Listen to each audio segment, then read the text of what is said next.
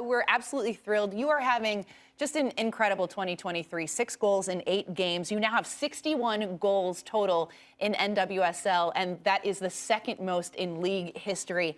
After having missed most of last year with that hamstring injury, how have you been able to return to such incredible form?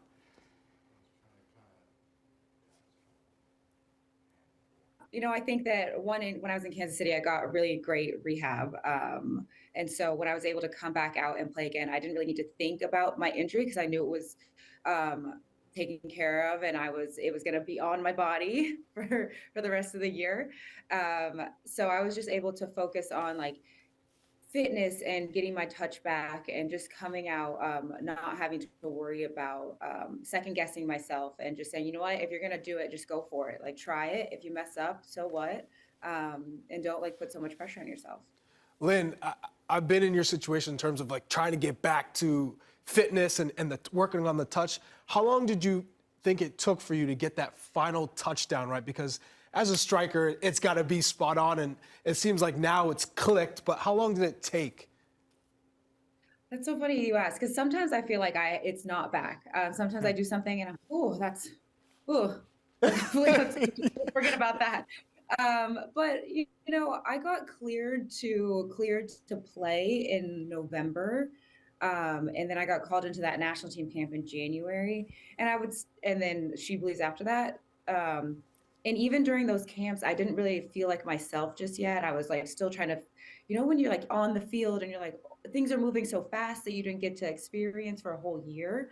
So not until I got back with Gotham and in preseason and was able to touch the ball regularly with the team did I feel like I really was getting my touch back. So I would say probably like 3 months after I was officially like cleared.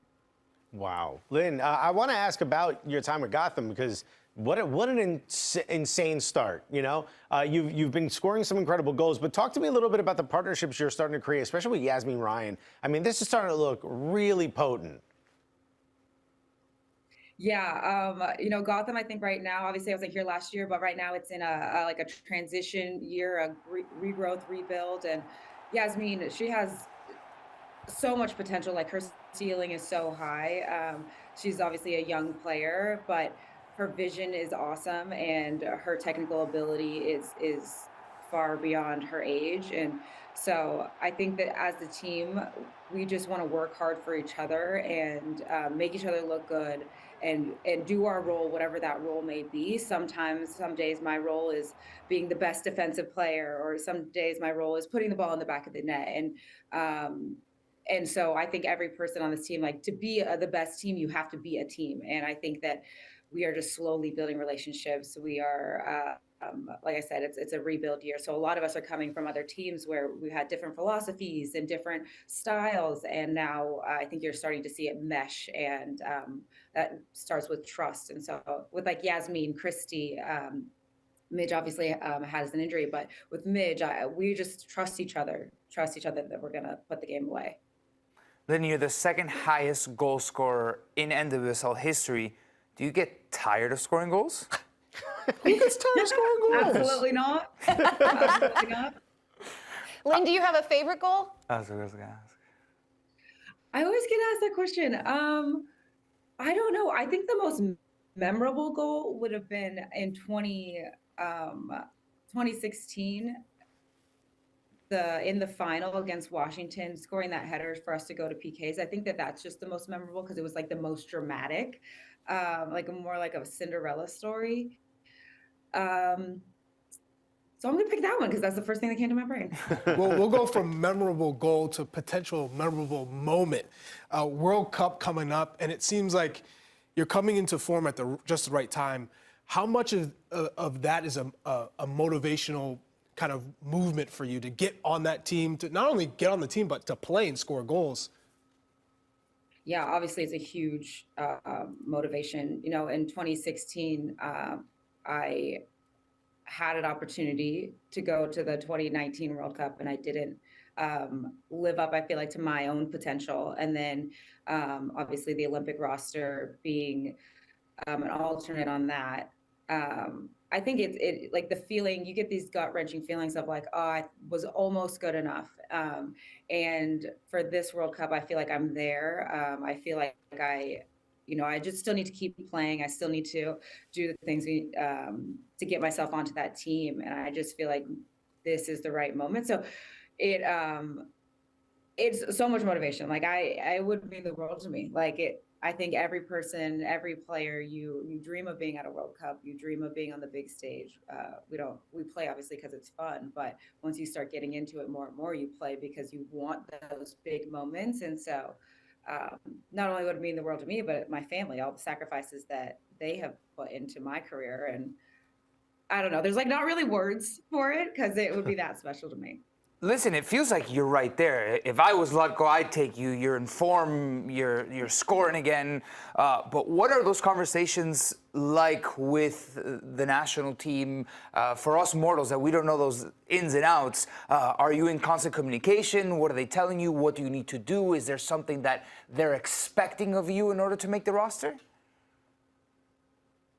Yeah, so I feel like people have said this through all different kinds of interviews. Blacko is going to games.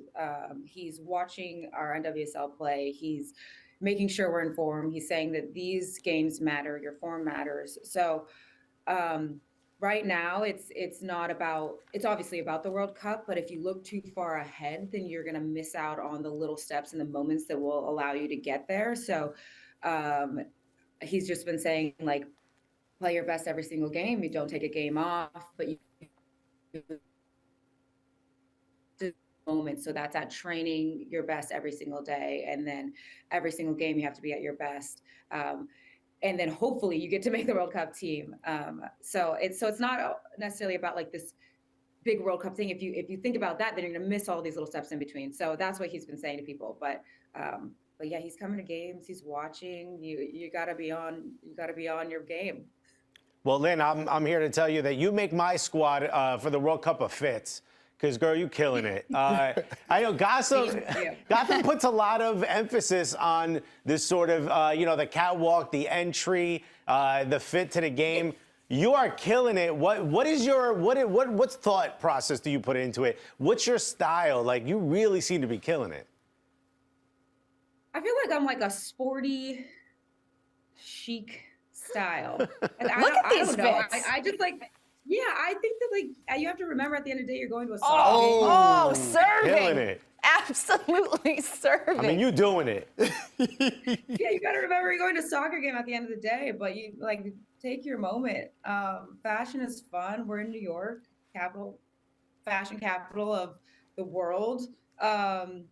So why not have some fun, relax a little bit? Games should be fun. I said that at the beginning. Like soccer is a game; it should be played with fun and joy. And I think that anytime we could add a little bit joy with like fashion, if you're into that, then why not? Look good, feel good, you feel good, you play good. You play good. That's You right. doing it, because Yeah. do you have a vibes. favorite pair of sneakers that you rock? Favorite pair of shoes? Oh, you guys, like it's you have no idea how many shoes I have. It's like pretty absurd. So Yeah. I would like to I see don't know your if I have, closet like, a compared to favorite Charlie's. one. Over under 200 sneakers. Under, but like close. Yeah. Ooh. Under but close. I mean, and How do you have a shoes? closet that big in New York? I mean, it's Under very your tight, bed, behind the tight living TV. spaces. Yeah, they become decor. Smart woman. Lynn Williams, continued success, and thanks so much for taking the time to join us here today. Thank you so much for having me. Keep balling. Keep balling. It's the only thing she knows how to do.